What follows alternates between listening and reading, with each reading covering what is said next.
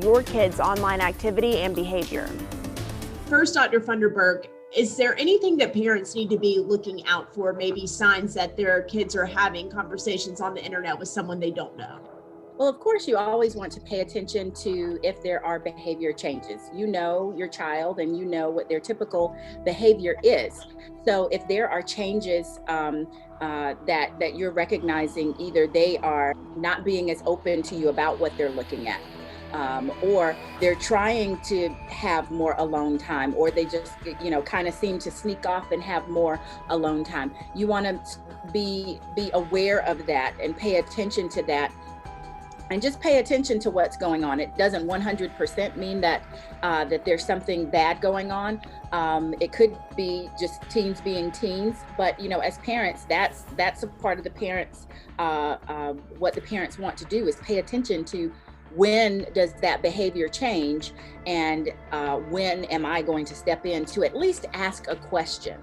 So when you feel like you need to have that conversation with your kids, how might parents approach that topic? Because it can be a sensitive subject. If you are a parent who has actually looked at the child's online accounts to see what they are saying and see what they're doing, because you have passwords and things like that, then let them know, hey, I was perusing through and I had a question about, XYZ. And just strike up a conversation and check your tone, because kids, especially teens, will be really sensitive to, the drama that might ensue. So you want to pay attention to what your tone of voice sounds like, because your goal is not to get them to shut down, but to get them to open up. So many different facets to this, Chad. Dr. Funderburg also told me it might be a better message coming from someone who's a little bit closer to your child's age, especially if they're a teenager, maybe an older cousin or even an aunt that might be able to connect to them on a different level. And she said a lot of times kids feel guilty when they're confronted about something, even if they're doing nothing wrong. So you might approach the situation by saying, it's not that I don't trust you, I don't trust other people who are also using these sites. Right, and so much has changed in the last 20, 30 years with regards to stranger danger, right? Just growing up, I didn't grow up with the internet when I was a young child, and so you were only told to be aware of people who approach you personally, physically, and now there's just so much uncertainty out there on social media and all the different sites where people can meet other people and really not know anything about them. And you think about how often kids are on devices, whether it be cell phones, tablets, computers, especially now that we're dealing with doing school online and kids learning from home. I mean, how are parents supposed to differentiate when a kid is on a social media site or maybe talking with someone they shouldn't be, or just doing their homework? Right, and now so many people have access to so many of those devices because we're doing a lot more social distancing and a lot more at-home schooling. So, of course, it's great that, these kids have these devices, but it just kind of opens up some more doors that wouldn't have been there had not everybody had all these devices. Absolutely. Hey, you'll want to stick around because coming up, we are talking to our body language expert, Blanca Cobb, about how you can talk to your kids about the dangers of online, as well as how your kids' body language might be able to cue you in that something is wrong. That's coming up in about 5 minutes. All right, let's get to your 4 to 5 roundup now. First up, a Kernersville police officer is recovering in the hospital after someone shot him yesterday morning. Police say Quentin Blocker of High Point shot Officer Houle 3 times with the officer's own gun. It's not clear what led up to that shooting. Blocker is in jail today facing several charges, including first-degree attempted murder. Have you seen this shocking video of a plane engine on fire? United Airlines is temporarily grounding all of its Boeing 777s after a plane engine exploded over Denver on Saturday. The engine blew apart moments after takeoff, causing pieces to fall onto neighborhoods below. The FAA is now looking into it. Miraculously, no one on the plane or on the ground was hurt. Last week's winter storm in Texas is now causing skyrocketing electric bills for some, and the Texas governor says it's now the top priority for the state legislature. Some people are saying their bills are in the tens of thousands of dollars. Outside of skyrocketing bills, Texas is also facing food shortages and lack of access to clean water. Well, I'll tell you what a difference a couple hours make. We were socked in with some clouds and quite soaking rain. This morning, Now we've got sunshine peeking out all across the triad and actually pretty blue Carolina blue skies. Actually, those clouds are clearing out pretty quickly. Take a look at how things look across the Piedmont right now. A different ending to the day than how we started the day, no doubt about that. Take a look at this. As far as rain totals go, pretty soaking morning, generally around a quarter to about half of an inch of rain in the triad. No, we don't need any more. Thankfully, this is all coming to an end for a few days. You can see the back edge of that cold front sliding by pretty quickly, and things have cleared out quickly. This has actually been producing some severe thunderstorms in northeastern North Carolina. Of course, we just had cold, nasty rain. And you can see as quickly as that sun has come out, our temperatures have warmed up quite quickly. We were stuck in the 30s for a good portion of the day, sitting at 47 degrees right now in Greensboro, 48 Winston-Salem, 45 in Asheboro. Over in the 50s in Lexington, 52 in Lexington right now. And of course, our winds are changing direction now, coming out of the southwest at about 5 to 10 miles per hour. That is pushing in some of that warmer air and setting the stage for a warm up as we head towards the middle of the week. Not before another cold night on tap tonight. Temperatures dropping to right around freezing or just below in most areas under those clear skies. Your Tuesday, it's an absolutely gorgeous day of weather. A little bit breezy at times, but temperatures I think will top out right around 60 degrees for the afternoon. And look where we're headed. Tomorrow, the first day of temperatures above normal after a while below normal, and we're going to keep increasing that as we go to the middle of the week. I'll show you that full 7-day forecast and what it holds coming up.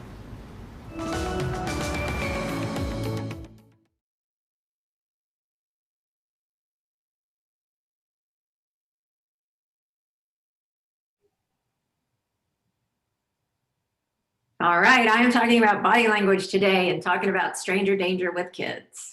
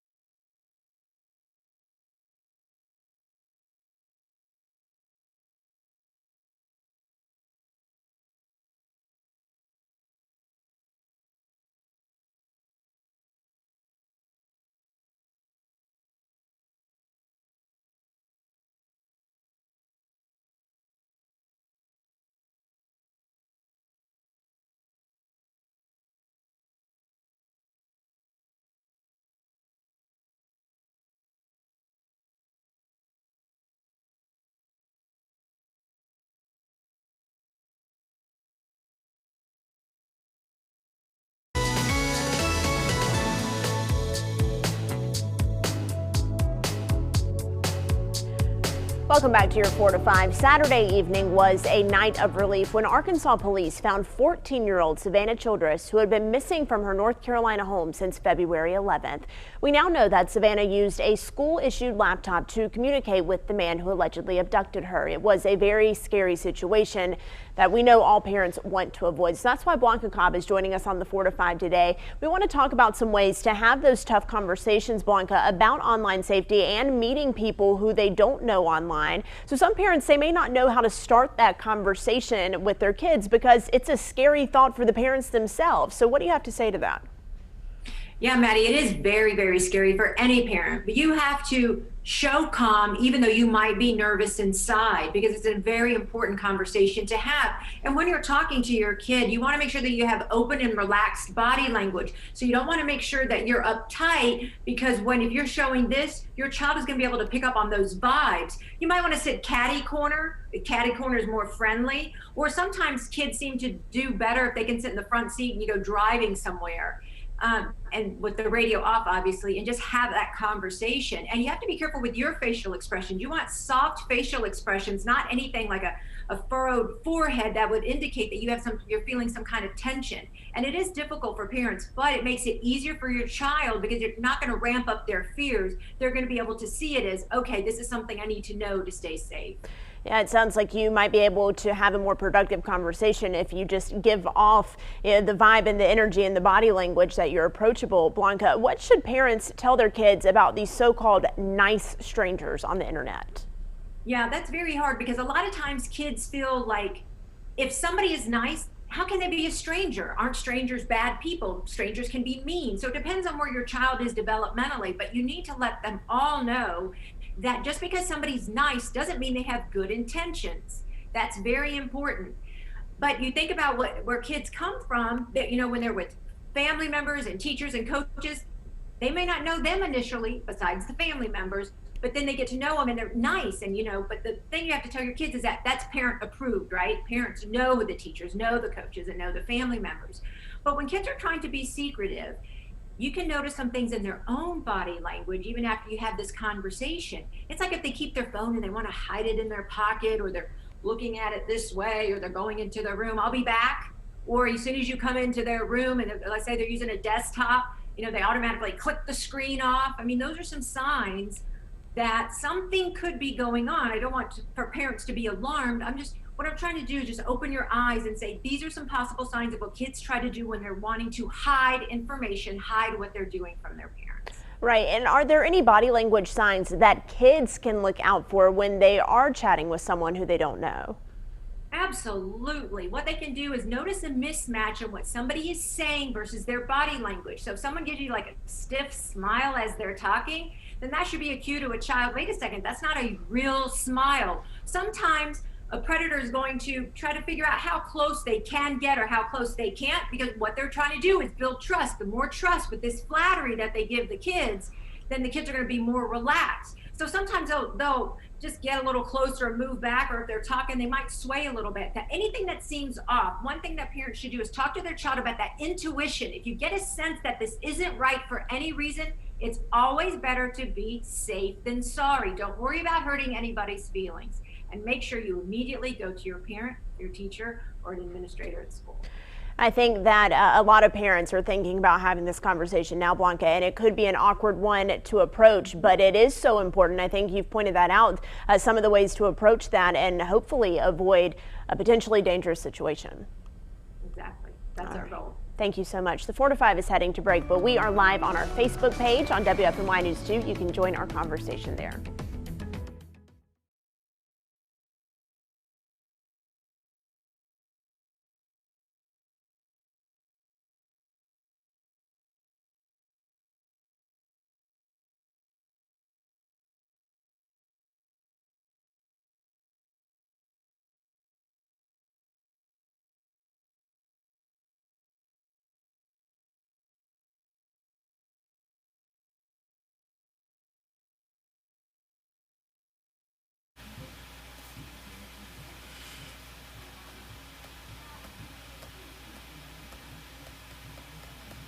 Hey there, you checking me through Zoom or through that other thing? 1 2 1 2 3 1 2 3 4 1 1 2 2. Hello, hello. Check it. 1 2 3 4 5. Hello, hello. Uh-oh.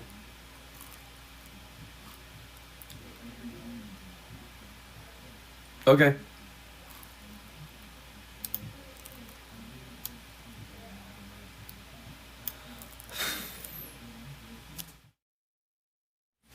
Not Zoom, so you're going to use this.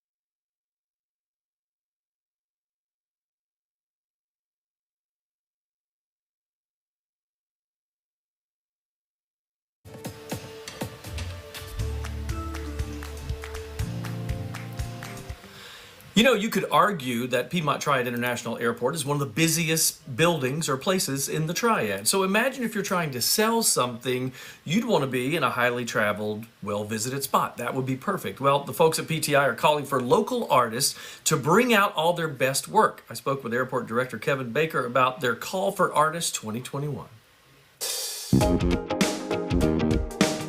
Kevin, thanks for being with us today. You know, I love this because I love the arts, but the fact that you guys are helping to showcase local talent, I mean, how did all this come about?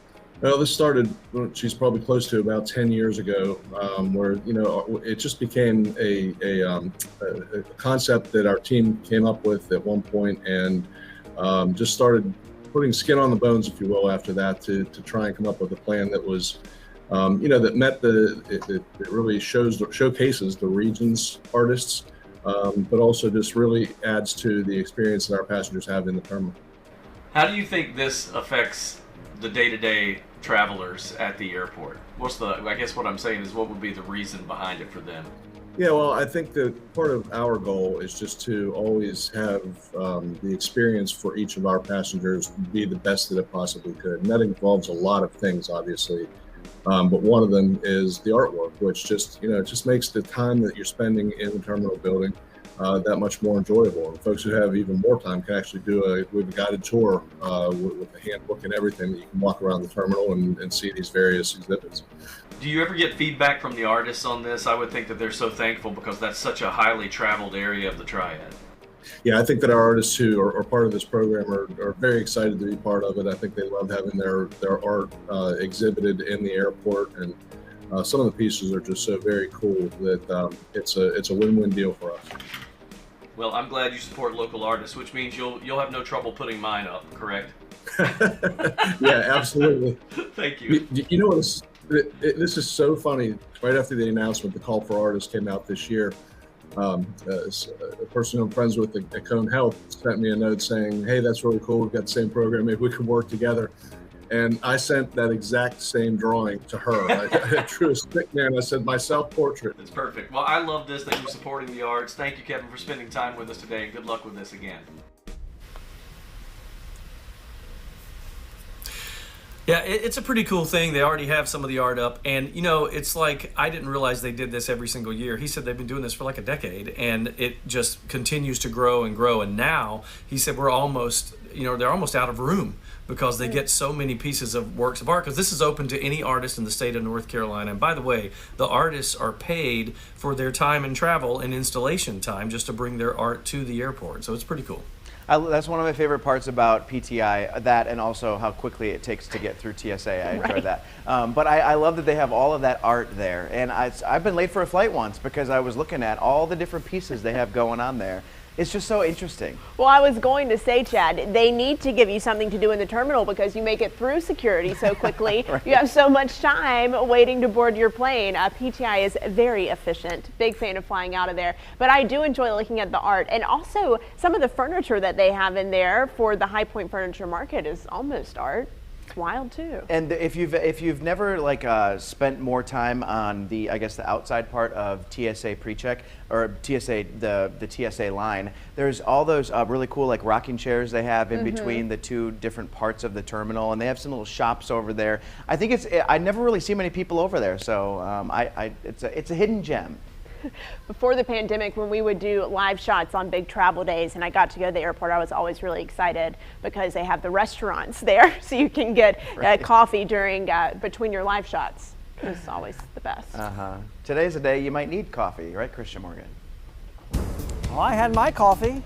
I'm sure Maddie had her coffee. What about you, Chad? You know what? It was a sleepy, rainy, gray morning. Everybody needed coffee this morning, but the afternoon is looking totally different than the morning did, and I think we're just okay with that. In fact, we have beautiful sunshine all across the Piedmont right now, and that leads me to this next point. I think we're shaping up for a really nice sunset. 6 o'clock sunsets are back, 6:08 this evening. Over the next 2 weeks, we climb closer to 6:30, and then, of course, in a few weeks, in March, we have the clock flip. We spring forward, which means we gain about an hour. So things are improving in the daylight department. Notice all of our rain moved away from us, well away from us now. And if we zoom out on a wider view, you can kind of see this system pulling away from us with the cold front sliding by. There were actually a few severe thunderstorm warnings in northeastern North Carolina Of course, not a problem for us. We just dealt with the cold rain. As this front pushes on by, we are going to see our winds pick up a bit, and they've been gusting around 25 miles per hour so far today. They'll still be a little bit breezy at times for your Tuesday, but high pressure is coming in to save the day, and with it centered down to our south, that's going to be changing our wind direction, meaning it's coming out of the southwest. Typically a warmer wind direction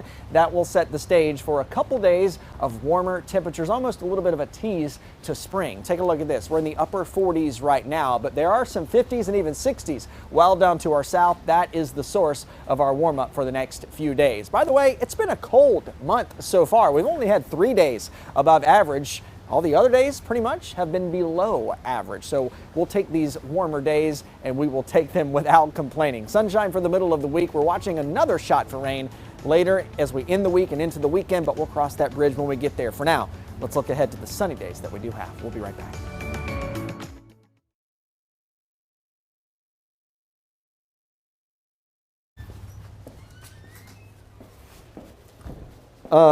One, please, TX1.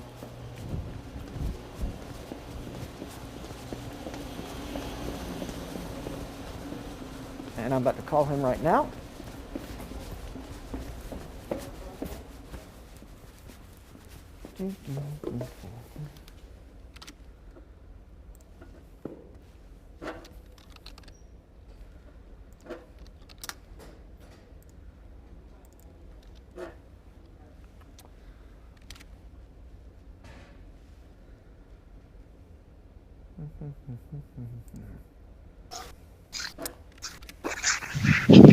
Hey Walter, it's Christian. What's up?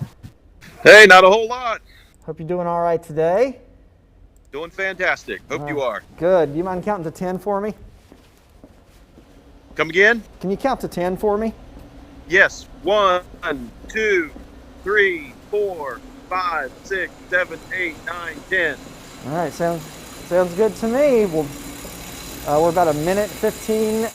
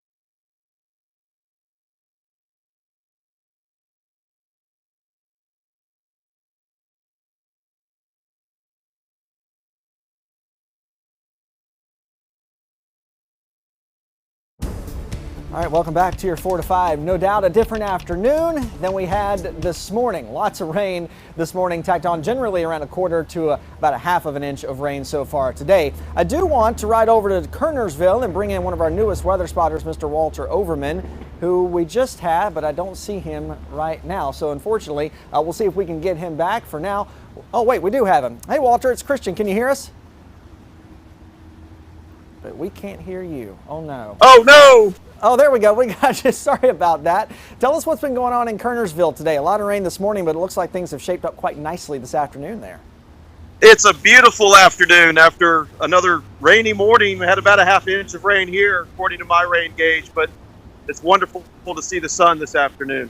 Good, good. How much did you say you had in your rain gauge earlier? I'm sorry, I missed that. Just under a half an inch. Just under a half an inch. Okay, well now you're going to get a couple days to dry out, and with the nice weather around, I do want to ask you real quick, has it been windy yet at all today? Did you say, is it muddy? Is that what you asked? Has it been windy at all today? Oh, windy. No, not that I could remember. No wind really hardly at all today. Okay, so things have improved quite nicely over there in KERNERSVILLE. With a couple nice days on the way, Walter, I got to ask you about this. Now, on your bio here in our Weather Spotter Network, it says that you're a banana pudding enthusiast. Tell me about the banana pudding recipe. Well, it's kind of a long story, but the gist of it is this. My stepmother, in my very humble but accurate opinion, makes the very best banana pudding ever. And I'm a snob. No one else makes it as good as she does. So it's kind of a running joke in my family. That's really what that's all about. Okay, well, once things improve on the COVID front and we have our weather spotters together, we're going to need some of that here at News 2. All right, sounds good.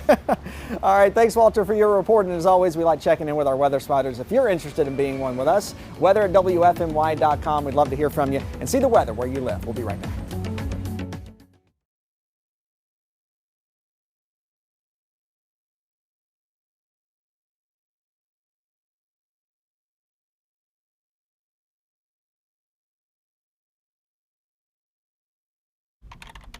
Hello, ice cold milk and an Oreo cookie, they forever go together.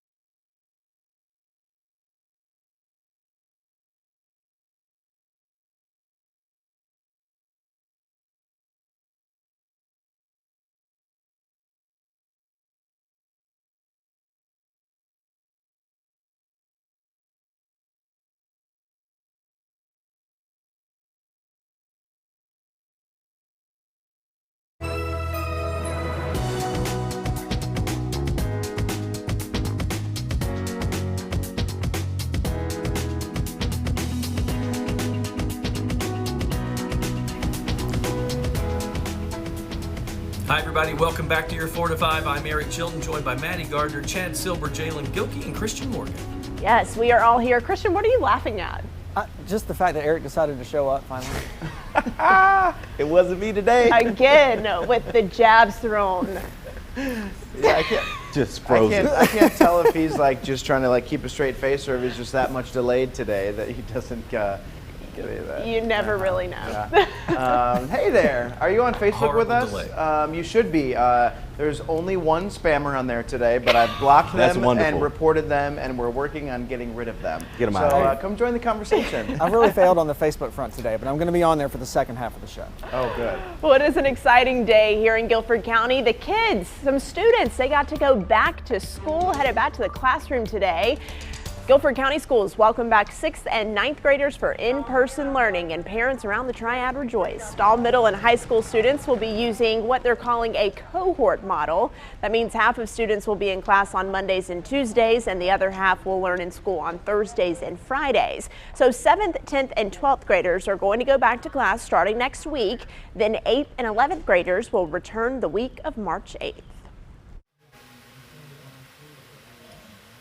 So teachers and school staff across Guilford County, they're scheduling coronavirus vaccine appointments. This is happening as the state prepares to move into the next phase, and that happens later this week. Guilford County is still finalizing its vaccination plans, but previously explained the process during a Board of Commissioners meeting. All 3 of the county's vaccine clinics will be used to vaccinate school staff. Kim Friedman is the head of the New Gardens Friends School and says the county notified them of the sign-up process over the weekend. Appointments start on Thursday and the 25th, and then a lot of our staff is scheduled for Saturday. Guilford County plans to offer after-school and Saturday appointments in the hopes of preventing school absences due to side effects. You've got to see today's encouraging drop in our state's coronavirus hospitalizations. Today's number is 1,567. It's more than 200 fewer than the number I shared with you just Friday. Now that's a big drop and one that's been in line with what we've seen recently. Now it's been a while since we've seen this low of a number. Check it out. You need to go all the way back. You see this little line, this red line right there? That's November 18th. That's a week before Thanksgiving and the last time our number was this low. Think about this. We peaked just over a month ago with nearly 4,000 hospitalizations. Today, we're well under half that number. Let's take a look at more headlines with your 4 to 5 roundup this afternoon. Dr. Anthony Fauci says Americans may still need to wear face masks well until 2022, but he stressed that we can expect to see a significant improvement in normalcy by the end of this year. Fauci also added the rate at which Americans get vaccinated may possibly change that prediction. He says as long as enough people get vaccinated and community spread stays low, we will be on track to get back to normal life. President Joe Biden is now making it easier for small businesses to stay open during the pandemic. Starting on Wednesday, his administration will have a 2-week period where only businesses with fewer than 20 employees will be allowed to apply for the Paycheck Protection Program's forgivable loans. The administration is also carving out $1 billion for sole proprietors, such as contractors and beauticians. More help could be on the way as Democrats look to pass the president's $1.9 trillion COVID relief package. But it comes as the U.S. hits another terrible milestone in this pandemic, 500,000 people who have lost their lives to COVID-19. That's just above the entire population of Atlanta, Georgia. According to Johns Hopkins University, the number of deaths is larger than the chronic lower respiratory diseases, stroke, Alzheimer's, flu, and pneumonia combined from 2019. President Biden will remember the lives lost with brief remarks, a moment of silence, and a candle lighting ceremony just after 6 tonight. All right, raise your hand if you left the house, didn't pack your sunglasses because you didn't think you would need them. Well, guess what? We have plenty of sunshine out there this afternoon, and in fact, the clouds have cleared out quite quickly. We have that beautiful Carolina blue sky back, and that means we have a really nice afternoon. Headed for a cold night under clear skies too, but all of our rain moving away from us as that cold front slides by. This was actually producing some severe thunderstorms in northeastern North Carolina. Of course, not for us. We just had the cold, nasty rain. Notice our temperatures when we brought the sunshine back have warmed up quite quickly. We spent a lot of the day in the 30s, but once that sun started to come back, we warmed up into the mid and upper 40s. And there is some more warmth to go. We're in the 50s and 60s down to our south, and this is really going to be our source of airflow over the next couple days. And that is going to be bringing us a bit of a warming trend for the next few days, and it starts tomorrow with likely our first day in the 60s in about a week. Now, this is pretty interesting. February by the numbers, of course, we've had no big warmth. Only 3 days, and see in red, have been above normal. There have been plenty of days below normal, so it's actually been a pretty cold month so far. 4 days have been right on the money with the average temperature, but we're going to add a few warmer than average days to our plate as we go over the course of the middle of the week. But not before another cold night under clear skies, temperatures dropping down to right around freezing or just below. Your Tuesday, absolutely gorgeous day of weather. Wall-to-wall sunshine, temperatures near 60 in the afternoon. A little bit breezy at times, but we can take that with the nice weather. Coming up, we'll talk about how long this warming trend is going to last and show you what that 7-day forecast holds.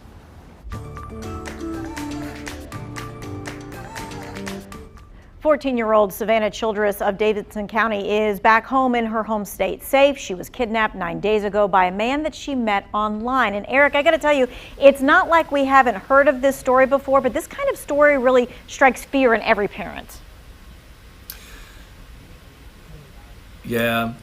I mean, I can't even fathom the level of helplessness that you'd feel as a parent when everything's out of your hands and you just have to sit there and hope that it all works out for the best. That would be a horrible feeling. Yeah, and I know you talked about this, monitoring your kids' usage online, but I wanted to bring you in when I talked with a cyber expert to hear what he said about how you should monitor this. So let's listen together.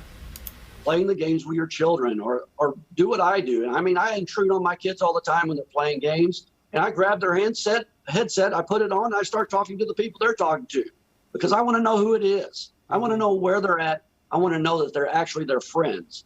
And you know what?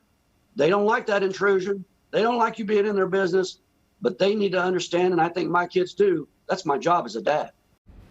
I can imagine the kids do not like mom or dad taking their headset at the same time. Yeah, well, I always say I'm paying for everything here, and my duty is to look out for you. And if you're not doing anything wrong, you shouldn't mind me listening on your headsets. So there. Okay, it is a tough spot for parents. We know that. Tonight at 5 o'clock, we're going to take a closer look at the Emerald Chat website and the app. That apparently is how Savanah and her abductor met. And then at 6 o'clock, we're talking apps that help parents monitor what their child is doing online, whether that's texting or whether that's filters for online, you name it, we're going to talk about it.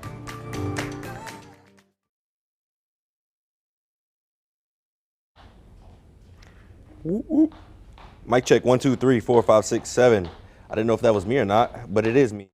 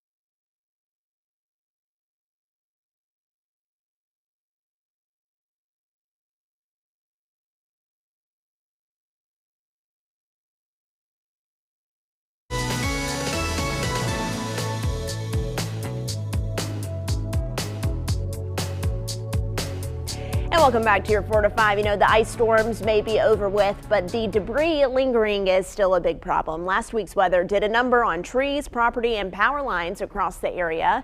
WFMY News 2's Jalen Gilkey went to the Guilford Courthouse National Military Park, where cleanup is well underway. Well, one of our area's most coveted attractions will be closed for the next couple of days. Park Superintendent James Hill says Guilford Courthouse Military National Park saw close to 100 trees come down during the recent ice storms. So the ice storms of February 13th and February 18th did a number on the park. somewhere around 70 to 100 trees fell, mostly over the auto tour road through the park and also the internal trails. Crews from all over the country have been here since Friday to help clear the park. They want to get things back up and running so everyone can get back out to enjoying the park, what the park offers. We were able to get some crews in here from other national parks to start work Friday and Saturday, and they've knocked out, progressed very well. And it looks like we may be able to open a little ahead of schedule. If you love the outdoors like I do, you just can't wait for the park to get back open. It's a bummer not to be able to enjoy the outdoors because of all the COVID restrictions. It's one of the few things we have left to do. Yeah. And I know that it's right adjacent to Country Park. So are those trails open yet? So the Country Park trails are open, but it's just the military park trails that are closed. Yeah, National Park. It might take a little bit more time to get the people out there to clean it up. Absolutely. And they say the trails should be back open Friday at the latest and Thursday at the earliest. I know a lot of people like to go out there to hike, to jog, to walk. It's really a beautiful area to see all that stuff. It's just a shame that it's got to be closed right now, but I mean, it makes sense. Yeah, they have a lot of trees out there. Oh yeah, Eric Chilton, you been out there lately? Yeah, I go past there. Yeah, I go past there quite a bit, almost every other day when I'm heading to the gym, and that's the way I go. And I noticed just the other day, I was like, it's a massive amount of trees. It almost seems like it was worse than some of the areas, even out in the county where I live. So they've got a lot of work to do, but we can't wait to get it back open again. I remember a couple of years ago when the tropical storm came through, I guess that was 2 years ago now, they had a lot of trees down as well. When you're dealing with that amount of volume, it's hard not to have a big mess to clean up. Right. I guess maybe the hope is a lot like how the ice storm last week happened, was that, you know, maybe some of the weaker trees were taken down, and so now the stronger trees will be there to keep everything held up together, right? And one thing I did notice while I was out there were a lot of thin trees, so that makes sense as to why things are closed. And can you believe 100 trees? Goodness gracious, a lot. Crazy. I just need it to warm up so I can actually go and There enjoy There it is. the park. Looking at you, Eric. Looking at you. She's just gonna smile over there. We'll be right back.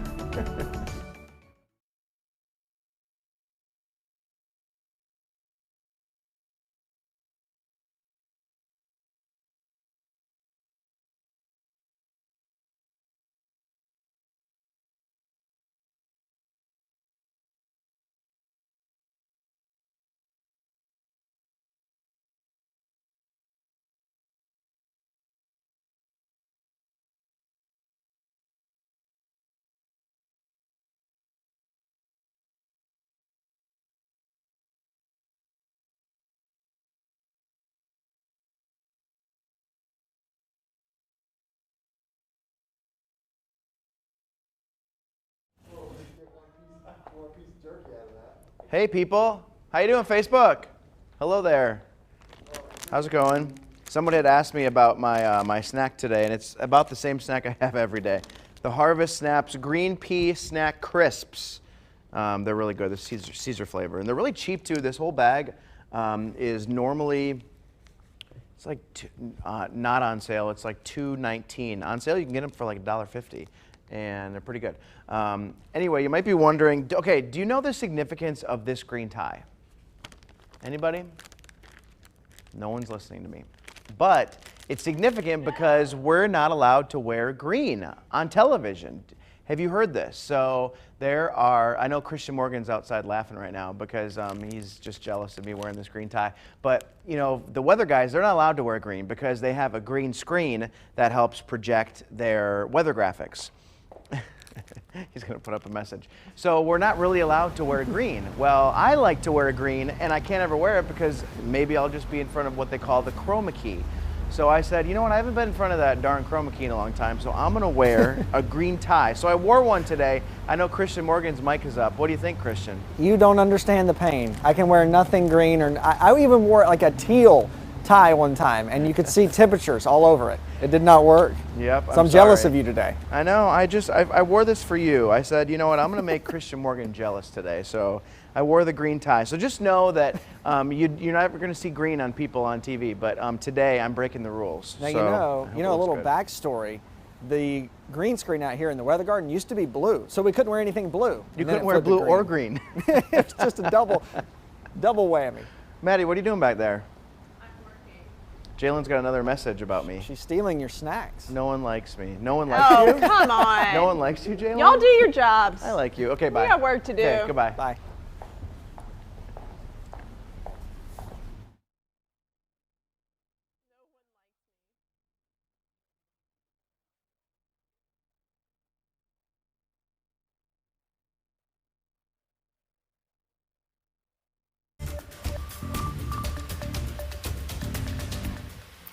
You know, when we on the 4 to 5 hear the words new restaurant in the Triad, we go get the car keys. That's what we do. Well, when Nia and Josh Curry decided to open their restaurant, people raised an eyebrow because they thought, not an easy thing to do. We're in the middle of a pandemic and the rules are kind of tight, but they went headfirst into what they call their lifelong dream, and it is paying off. Here's part of my conversation with the folks at Lulu's Seafood.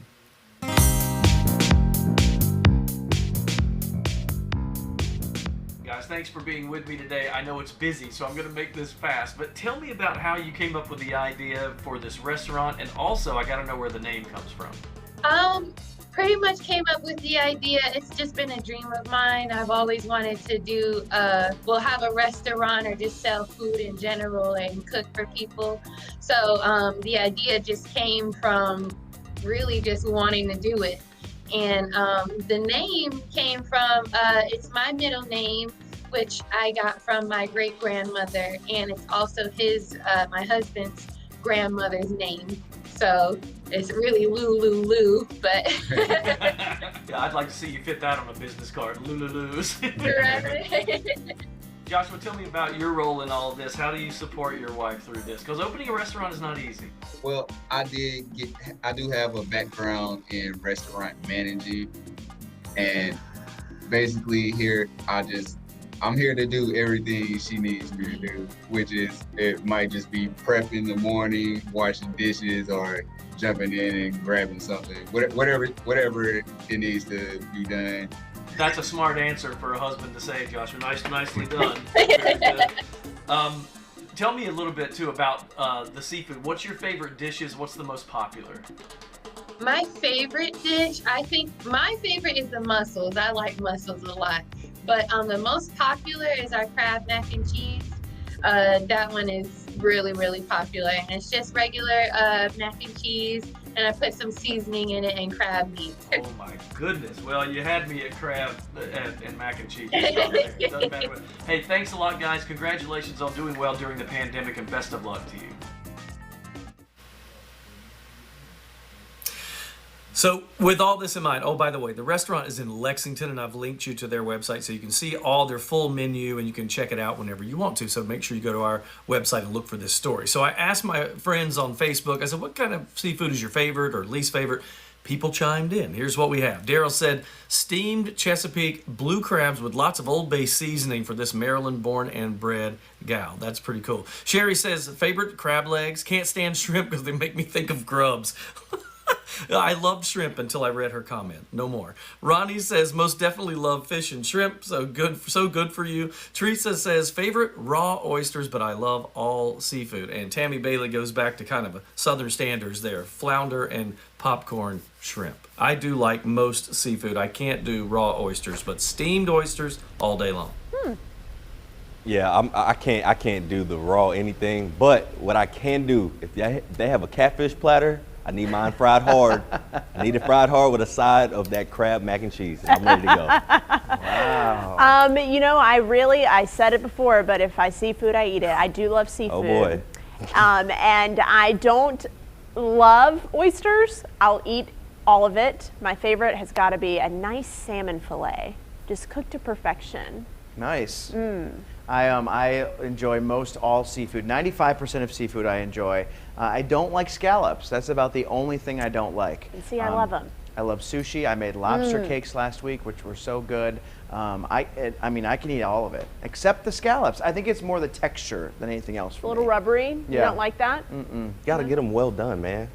Get a nice little sear on the top. Yeah, get a nice little sear on the top. It changes up a little bit. We have a couple of not as gummy.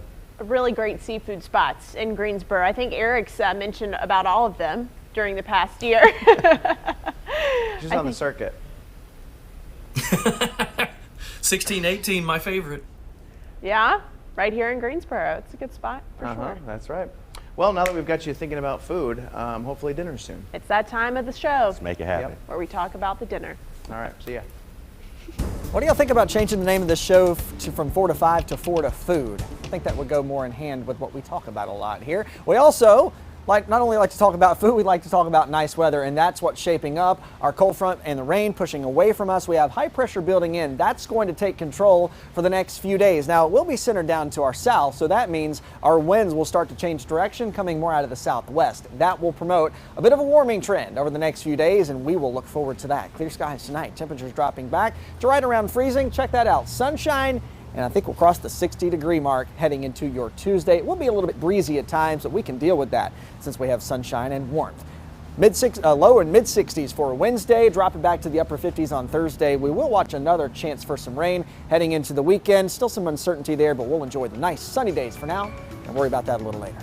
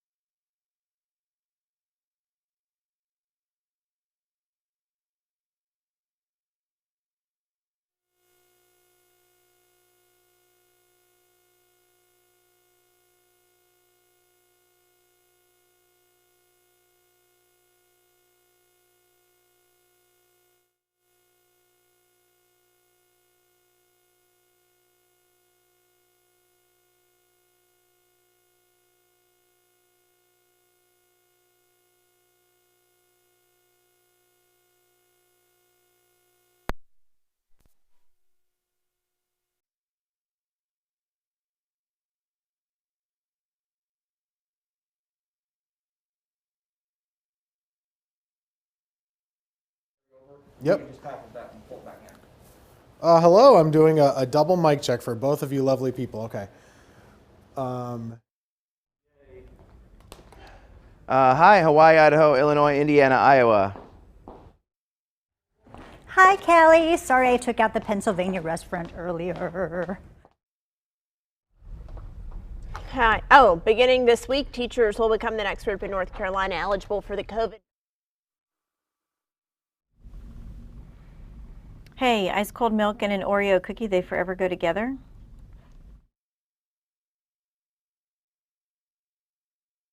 Say that 38-year-old William Ice pretended to be younger and would use online chats. Hey, mic check? Is that what you're asking for? Hello, sorry, I was just like rehearsing and checking. Hello, investigators say 38-year-old. Perfect.